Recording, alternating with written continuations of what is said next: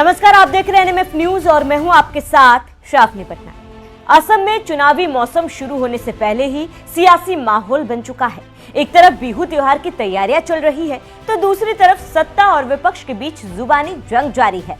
ऐसे में सीएम हिमंता ने असम की 37 लाख महिलाओं को बड़ा तोहफा देकर विपक्ष को टेंशन दे दी है।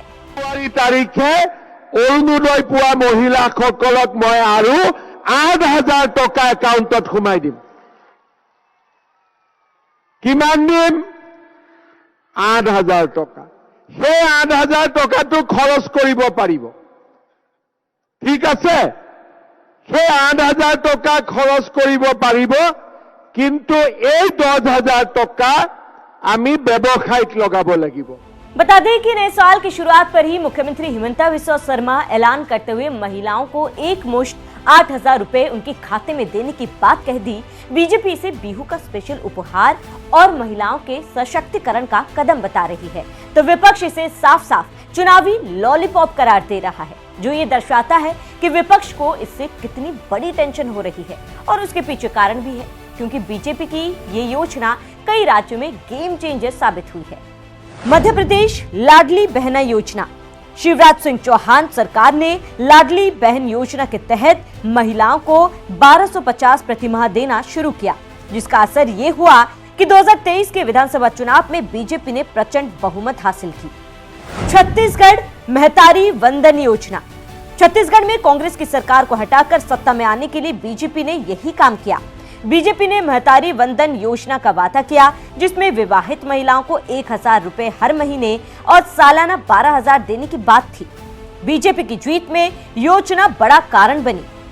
महाराष्ट्र माझी लाडकी बहन योजना। महाराष्ट्र में महायुति गठबंधन ने इस योजना का ऐलान किया। पात्र महिलाओं को 1,500 हर महीने दिए गए। महिला वोटिंग प्रतिशत में भारी उछाल आया और महायुति को बड़ी जीत मिली। बिहार मुख्यमंत्री महिला रोजगार योजना। 2025 के विधानसभा चुनाव से पहले बिहार सरकार ने मुख्यमंत्री महिला रोजगार योजना के तहत महिलाओं को 10-10 हजार दिए। एनडीए प्रचंड बहुमत के साथ सत्ता में आई। एक के बाद एक राज्य में बीजेपी और उसकी सहयोगी पार्टियों की इस योजना ने असर दिखाया और जीत दिलाई। ऐसे में विरोधियों का परेशान होना लाजमी है। हालांकि विपक्ष को भी इसका फायदा हुआ है। जैसे झारखंड में हेमंत सोरेन ने मुख्यमंत्री मैया सम्मान योजना का ऐलान किया तो सरकार में आए। झारखंड मुख्यमंत्री मैया सम्मान योजना। झारखंड सरकार ने चुनाव से कुछ महीने पहले इसे शुरू किया, जिसमें 18 से 50 वर्ष की महिलाओं को 1,000 प्रतिमाह दिया गया। चुनाव करीब आते ही इसे बढ़ाकर 2,500 रुपए प्रतिमाह करने का फैसला लिया गया। इस योजना ने जमीन पर महिलाओं के बीच हेमंत सोरेन सरकार की लोकप्रियता को बहुत अधिक बढ़ा दिया और जीत दिलाई। अब असम में भी सीएम हिमंता बिस्वा शर्मा ये योजना लागू करने का ऐलान कर चुके हैं। ऐसे में सवाल यही है कि क्या ये 8,000 रुपए का गिफ्ट बीजेपी को 2026 के विधानसभा चुनाव में महिला वोट दिलाने में कामयाब होगा, या विपक्ष के आरोपों से ये दांव उल्टा पड़ जाएगा।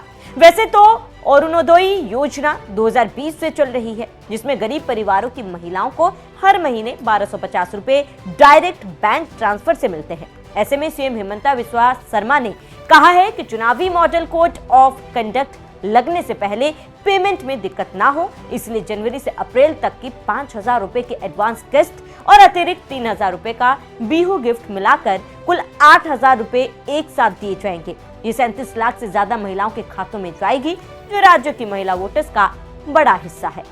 असम में महिला मतदाताओं की संख्या।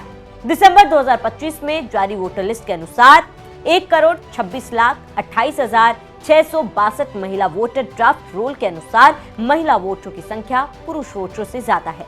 असम में लगभग 1,25,00,000 पुरुष वोटर हैं। 2.5 करोड़ से ज्यादा वोटर वाले असम में महिलाओं की संख्या पुरुषों से ज्यादा है और वोटिंग प्रतिशत में भी अच्छा खासा भागीदारी है।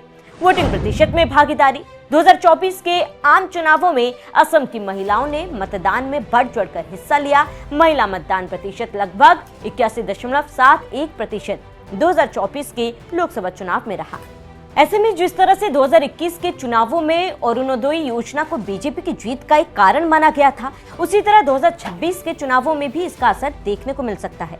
कांग्रेस हमेशा की तरह इसे वोट खरीदने की कोशिश बता रही है। वो बात अलग है कि यूपी में कांग्रेस ने इसी तरह की योजना के तहत 6,000 रुपए महिलाओं को देने का ऐलान किया था और फॉर्म तक भरवा लिए गए थे, लेकिन फिर भी यूपी वालों ने कांग्रेस पर विश्वास नहीं किया था।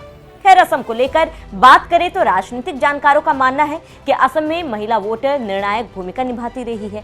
बिहार में हाल के चुनावों में महिलाओं ने एनडीए को फायदा पहुंचाया था और अब असम में भी बीजेपी इसी फॉर्मूले पर चल रही है। देखना होगा कि सीएम हेमंत बिस्वा शर्मा की योजना बीजेपी को कितना फायदा पहुंचाती है।